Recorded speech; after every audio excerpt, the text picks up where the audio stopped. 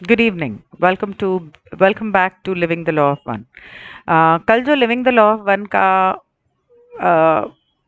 Chapter किया था, chapter का जो हिस्सा किया था वो था ऊर्जा कि हमारे ऊर्जा वाले शरीर को ईंधन कैसे देना है, fuel for the energy body. ये उसका पार्ट 2 है।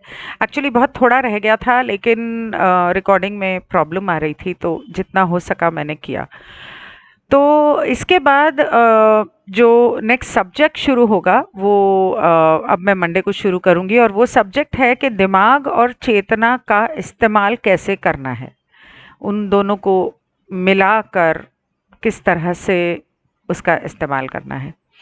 तो यहाँ पर fuel for the energy body में कल उन्होंने हमें चक्र के बारे में बताया, और लाल चक्र के बारे में बताया कि अगर वो बहुत ज़्यादा इंसान अगर सेक्स और पैसे की तरफ उसका झुकाव हो तो वो अपना लाल चक्र जो है उसे ब्लॉक कर लेते हैं। आगे बढ़ते हैं। अगला चक्र पेट के स्तर पर स्थित है। यह नारंगी किरण ऊर्जा केंद्र है। जब हम अपने रिश्तों के बारे में चिंतित होते हैं, या तो खुद के साथ हमारे आंतरिक संबंध या बाहरी दुनिया में दूसरों के साथ हमारे रिश्ते, तो हम वहां ऊर्जा को अवरुद्ध कर सकते हैं। ऊर्जा शरीर को ऊपर उठते हुए ऊर्जा शरीर का ऊपर उठते हुए अगला चक्र पीली किरण ऊर्जा है। पीली किरण ऊर्जा केंद्र है जो स्थित है कमर और छाती के बीच सौर जाल स्तर पर। जब हमें अपने विवाह, अपने जन्म के परिवारों, अपने कार्य वातावरण और या अन्य समूहों और कानूनी स्थानों से परेशानी हो रही है। अच्छा, जब हमें हमें अपने विवाह, अपने जन्म के परिवारों और अपने कार्य वातावरण या अन्य समूहों और कानूनी स्थानों से परेशानी हो रही है, तो हम वहाँ ऊर्जा को अवरुद्ध कर सकते हैं। सो आपका येलो चक्र जो है वो ब्लॉक्ड हो जाता है।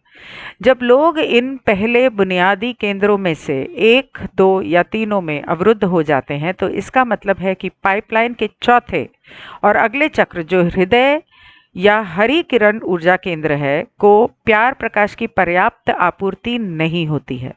हृदय चक्र में ऊर्जा की पर्याप्त आपूर्ति के बिना हृदय खुल नहीं सकता या खुला नहीं रह सकता। हृदय केंद्र खुला होने से मन की जो स्पष्टता आती है वह नहीं मिल सकती। हृदय केंद्र खुला होने से मन की जो स्पष्टता आती है वो नहीं मिल सकती। खुल नहीं सकता या खुला नहीं रह सकता। हृदय केंद्र खुला होने से मन की जो स्पष्टता आती है वो नहीं मिलती अगर वो खुला ना हो। उसे खुले दिल की स्पष्टता के बिना नैतिक स्थितियों में प्रेमपूर्ण और दयालु विकल्प चुनना बहुत कठिन है। उस खुले दिल की स्पष्टता के बिना नैतिक स्थितियों में प्रेमपूर्ण और दयालु विकल्प चुनना बहुत कठिन है। इसलिए जीवन के खेल के खिलाड़ी के लिए इन पहले 3 ऊर्जा केंद्रों को अनवरोधित रखना आवश्यक है। हृदय केंद्र में भोजन के बिना हम अपने भौतिक शरीर की इंद्रियों और बुद्धि से चिपके रहते हैं, जो एक महान वानर की तरह है। हमारे भौतिक शरीर महान वानर परिवार के हैं, जैसे हमारे भौतिक मन है।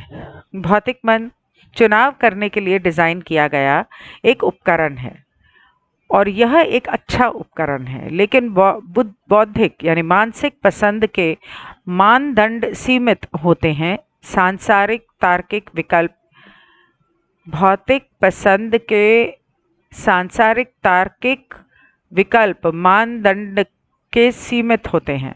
Something like that. Let me just check. भौतिक This works for the ethically neutral choices we make, like which food to buy at a grocery store or what room. It is good tool, but the parameters of intellectual choice tend to be limited to earthly logical options. Okay. मापदंड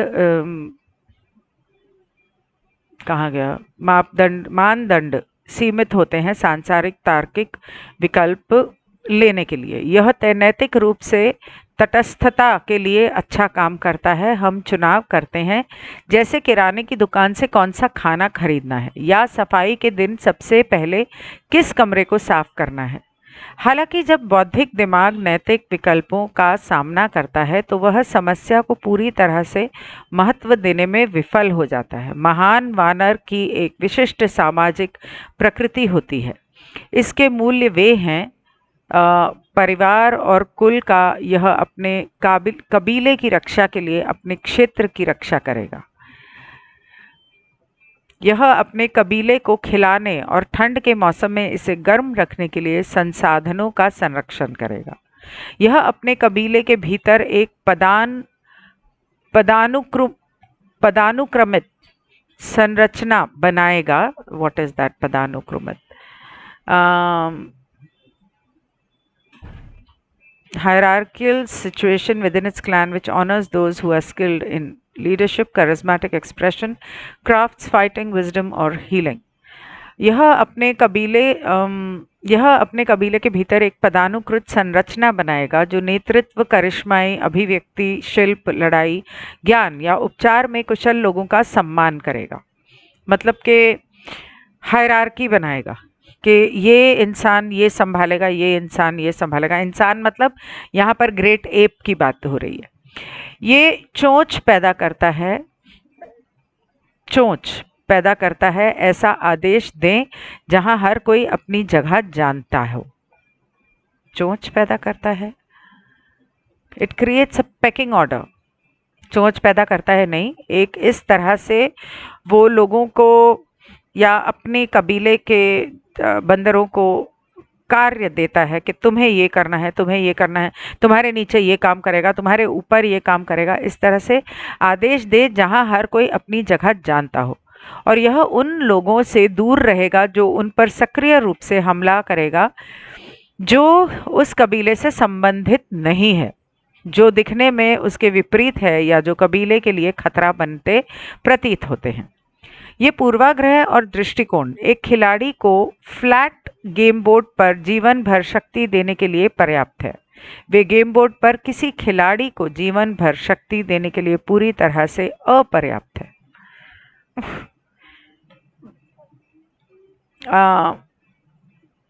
ये जो biases और attitudes हैं, ये एक flat game board के लिए सही है। अगर आप इस तीसरी घनत्वता की जिंदगी जी रहे हो और इसमें मायाजाल में पूरी तरह से लुप्त हो, तो ये जो फर्क है और लोगों में फर्क करना और एटीट्यूड जो है, तो इस खिलाड़ी के लिए ये पर्याप्त है।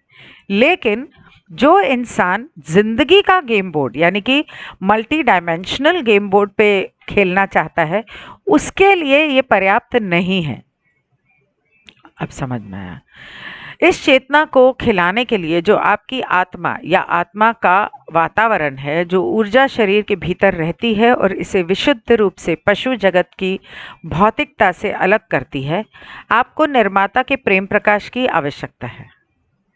और जब आप अपने तनाव, चिंता और जीवन के विवरणों के बारे में अत्यधिक चिंता के माध्यम से उस प्रेम प्रकाश को अवरुद्ध कर देते हैं, तो आप, जैसा कि लेसी जे डॉल्टन कहते हैं, घुटने तक पानी में खड़े होकर प्यास से मर रहे हो।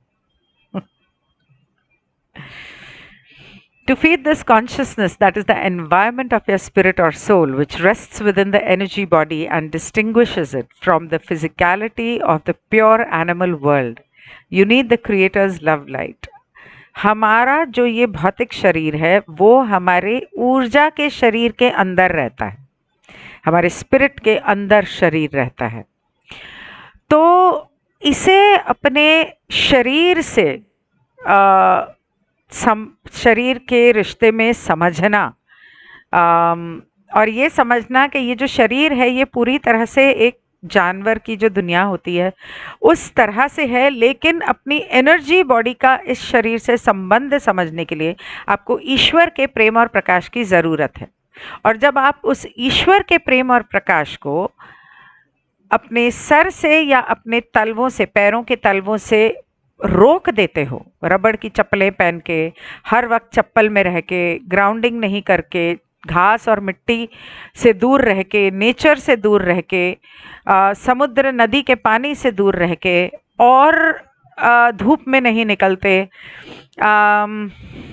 आपको क्या कहते हैं, धूप में नहीं निकलते और मेडिटेशन नहीं करते, वो लाइट को अपने दिल तक और अपने सारे चक्रों में, क्राउन से पहुंचने नहीं देते, तब आप एक तरह से दुनिया भर की जो चिंताएं आप करते हो, तो वो उस तरह से है जैसे आप घुटने पानी में खड़े तो हो और प्यासे मर रहे हो। तो ये यहीं पर ख़त्म करती हूँ। Sorry, it's really short, and I'll see you on Monday.